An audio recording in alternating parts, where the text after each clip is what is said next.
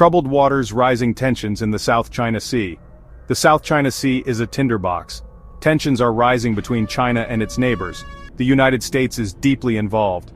At the heart of the dispute are conflicting territorial claims. China asserts control over most of the sea. This claim is based on the so-called 9-line. This line encompasses nearly 90% of the South China Sea. The Philippines, Vietnam, Malaysia, Brunei, and Taiwan also have claims. They dispute China's expansive assertions. Recent incidents have heightened concerns. In February 2025, a Chinese helicopter came dangerously close to a Philippine patrol plane. This near collision occurred near Scarborough Shoal. The incident underscores the potential for miscalculation. It highlights the risk of the situation spiraling out of control. The situation is volatile. The possibility of conflict is real. The United States has treaty obligations with the Philippines. It is committed to defending its ally. China's actions are raising alarm bells. The international community is closely watching the situation. The stakes are high. The South China Sea is a critical waterway for global trade. It is also home to valuable resources. A sea of strategic significance, trade, resources, and military positioning. The South China Sea is not just a body of water. It is a vital artery of global commerce. Trillions of dollars in trade pass through its shipping lanes annually. This makes it a critical lifeline for the global economy. The sea is also rich in natural resources. Large reserves of oil and natural gas lie beneath its seabed. Fishing grounds in the region are vital to the livelihoods of millions. Control over these resources is a significant source of the dispute. The South China Sea also holds immense strategic importance. China sees it as a crucial part of its maritime defense perimeter. It has been rapidly building up its military presence in the region. This includes constructing artificial islands, deploying warships, and establishing military outposts on disputed features. These actions have raised concerns about China's intentions. They have fueled fears of militarization in the region.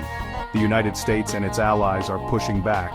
They are conducting freedom of navigation operations. They are increasing their military presence in the region. The goal is to deter Chinese aggression and maintain stability. The competition for influence is intensifying. The South China Sea has become a focal point of geopolitical rivalry.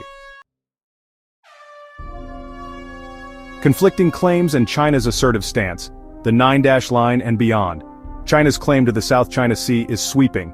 It is based on historical maps and documents. These maps often feature the so-called 9-line. This line demarcates China's claimed territory. However, the international community largely rejects this claim.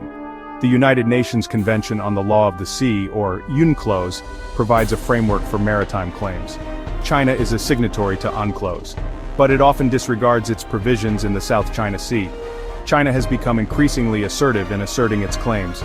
It has engaged in land reclamation on a massive scale. China has transformed reefs and shoals into artificial islands. These islands are equipped with military facilities including airstrips and harbors. China has also deployed its Coast Guard and maritime militia to patrol the disputed waters. These paramilitary forces operate in a gray zone.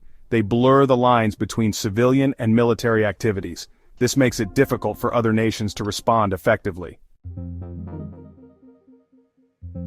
Navigating a path to peace, international law, diplomacy, and de-escalation. The South China Sea dispute is complex. There is no easy solution. However, there are avenues for managing tensions and preventing conflict. International law provides a framework for resolving maritime disputes.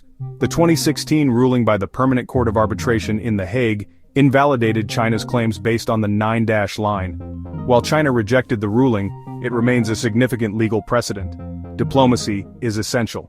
Multilateral forums such as the Association of Southeast Asian Nations or ASEAN provide platforms for dialogue and cooperation. Confidence-building measures such as a code of conduct for the South China Sea could help to reduce the risk of misunderstandings and miscalculations.